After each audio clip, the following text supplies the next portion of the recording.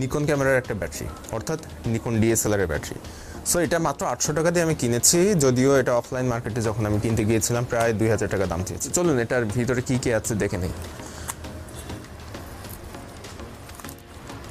কি ভাই, অনেকক্ষণ আমি কথা বলতেছি না বলে চিন্তা করতেছেন কি করতেছি, যেই কাহিনী করছে আমার কি আর দেখা যায়। এই পুরা জিনিসটা আমাদের এই ছোট্ট ব্যাগের ভিতরে ছিল। আসলে আপনি এই ব্যাটারি ব্যবহারের আগে অবশ্যই এই যে আমার হাতে যেটা দেখতে পাচ্ছেন এটা পড়ে নেবেন, কারণ এর ভিতরে ভাই যদি কোনো একটা লাইন আপনার মিস যায় হয়তো ওই ব্যাটারিটা আপনি ব্যবহার করতে নাও পারতে পারেন, কারণ এটা তো ভাই ইউজার ম্যানুয়াল, কীভাবে ব্যবহার করতে হয় সেটাই এটাতে আছে।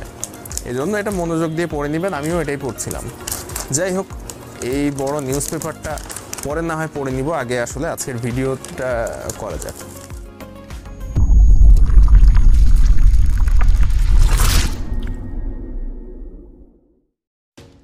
এই ইউজার ম্যানুয়ালটার জন্য আমি এতক্ষণ চিন্তিত ছিলাম, আসলে যে ওই ব্যাটারিটা ব্যবহারের জন্য এত বড় ইউজার ম্যানুয়াল আমাকে পড়ার প্রয়োজন।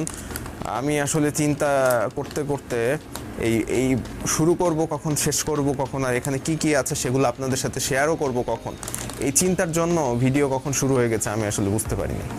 যাই হোক, আজকে আমাদের ভিডিওটা হতে যাচ্ছে একটা DSLR ক্যামেরার ব্যাটারি সম্পর্কে। আমার হাতে এখানে দেখতে পাচ্ছেন একটা DSLR ক্যামেরার ব্যাটারি আছে।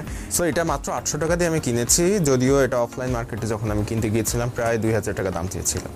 2000 টাকার জিনিস 800 টাকা দিয়ে কিনলে কি আর ওই 2000 টাকার জিনিসের মতো পারফর্ম করবে? অবশ্যই করবে, কেন করবে না। আমাদের আজকের এই ব্যাটারিটা আমি কিনেছি মাত্র 800 টাকা দিয়ে, যেটা আমার ক্যামেরা, যেটা দিয়ে আমি ভিডিও রেকর্ড করছি এই ক্যামেরার জন্যই। আমার ক্যামেরা কিছুদিন আগে ব্যাটারি ব্যাকআপ অনেক কমে গিয়েছিল, মাত্র 5 থেকে 7 মিনিটের মতো আমি ব্যাকআপ পেতাম। তো সেজন্য আমি অফলাইনে নিকন ক্যামেরার একটা ব্যাটারি খুঁজতে গিয়েছিলাম DSLR এর জন্য। সেক্ষেত্রে আমার কাছে দাম চেয়েছিল 2000 টাকা, কিন্তু মাত্র 800 টাকা দিয়ে এটাই আমি কিনে নিয়েছি। অফলাইন মার্কেট থেকে না কিনে অনলাইন থেকে কিনেছি।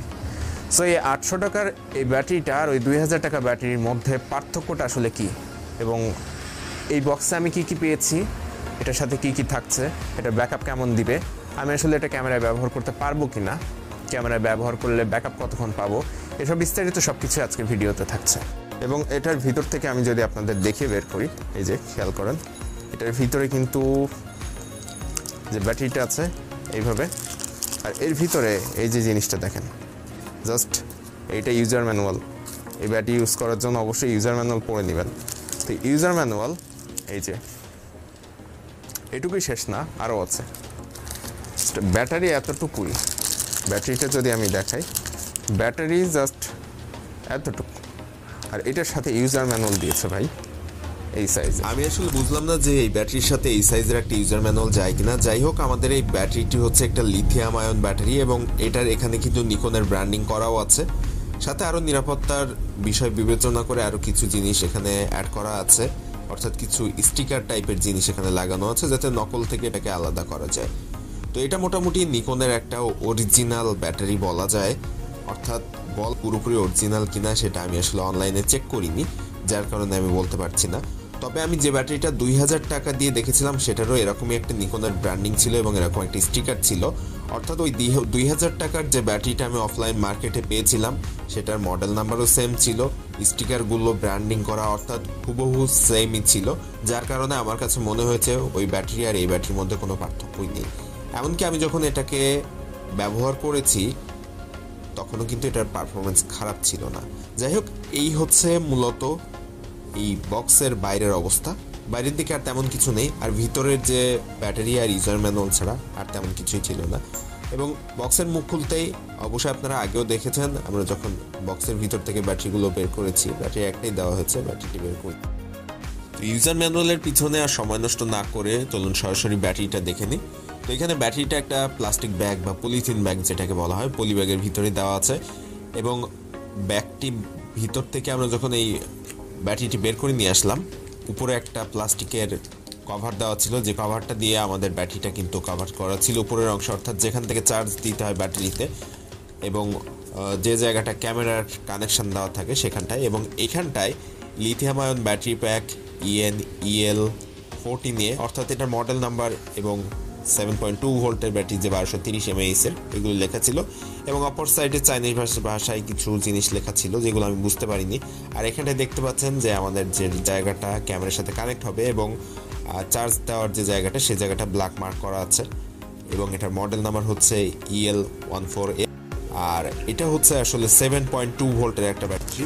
ইউজার ম্যানুয়াল এই যে এটুকুই শেষ না, আরও আছে, মানে আরও আছে বলতে এইখানে আছে এই সাইডে। তো 1230 mAh এর একটা ব্যাটারি ক্যামেরার জন্য আমার মনে হয় যে মোটামুটি ঠিক আছে।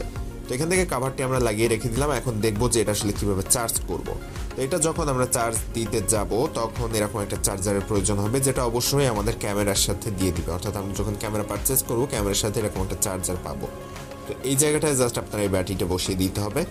এবং যদি আপনার ক্যামেরার সাথে চার্জিং পোর্ট বা চার্জিংয়ের কোনো ব্যবস্থা থাকে তাহলে সেক্ষেত্রে কিন্তু আপনারা সরাসরি ক্যামেরা দিয়ে চার্জ করতে পারবেন। আর যদি সেটা না থাকে, এরকম একটা চার্জার অবশ্যই DSLR ক্যামেরার সাথে প্রোভাইড করে, এটা আপনি বসিয়ে দিতে পারেন। 2 ঘন্টার মধ্যে চার্জ ফুল হয়ে যায়, 2 ঘন্টারও সময় লাগে না, জাস্ট 1 ঘন্টার মতো সময় লাগে হয়তো। তো আমার আসলে দেখা হয়নি কখনো ওইভাবে ফুল চার্জ হতে কতক্ষণ সময় লাগে। যাই হোক, যেহেতু 1230 mAh এর একটা ব্যাটারি, এটা হয়তো 1 ঘন্টার মধ্যে চার্জ হয়ে যাওয়ার কথা। তো এইভাবে জাস্ট এখানটায় বসিয়ে দিবেন, এটা হালকা প্রেস করবেন এবং এই জায়গাটা জাস্ট কারেন্টের বোর্ডে বসিয়ে দিবেন। দেওয়ার সাথে সাথে কিন্তু চার্জ হওয়া স্টার্ট হবে। এটা তো চার্জ দেওয়া বিষয়টা ইজি একটা বিষয়। এবং যখন এটা চার্জার থেকে খুলবেন তখন জাস্ট একটু সামনের দিকে প্রেস করে উপরের দিকে টান দিলে এটা খুলে চলে আসবে। আর এই 1230 mAh এর ব্যাটারিটা ব্যবহার করে কিন্তু আপনি মোটামুটি অনেক ছবি, 500-র উপরের ছবি একসাথে তুলতে পারবেন, 1000-এর কাছাকাছি ছবি তুলতে পারবেন। তো এখান থেকে যখন আপনি এইটা চার্জ দেওয়ার জন্য বোর্ডে প্লাগ ইন করবেন, এই লাইটটা কিন্তু এখানে ব্লিঙ্ক করতে থাকবে। যতক্ষণ ব্যাটারিটা চার্জ ফুল না হবে ততক্ষণ পর্যন্ত এখানে ব্লিঙ্ক করবে। যখন চার্জ ফুল হয়ে যাবে তখন এই ব্লিঙ্ক করাটা অফ হয়ে যাবে, জাস্ট একবারে জ্বলে থাকবে। তো এই হচ্ছে চার্জ করার প্রসেসটা।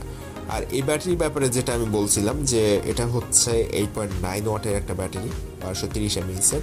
তো এই 1230 mAh ব্যাটারি ব্যবহার করে কিন্তু আপনি প্রায় 1000-এর কাছাকাছি ছবি তুলতে পারবেন, ভিডিও করতে পারবেন ঘন্টাখানিকের মতো, একটু বেশিও হতে পারে, হয়তো 1.5 থেকে 2 ঘন্টার মতো ভিডিও করতে পারবেন। আর আপনি যখন এটাকে ক্যামেরাতে ব্যবহার করবেন তখন জাস্ট ক্যামেরার পিছন দিকে যে অংশটা থাকে যেখান থেকে ব্যাটারি দিতে হয়, এই জায়গায় আমি জাস্ট দেখিয়ে দিচ্ছি, এখান থেকে এটা হালকা একটু প্রেস করে উপরের দিকে টান দিলে এই কাভারটি খুলে চলে আসবে।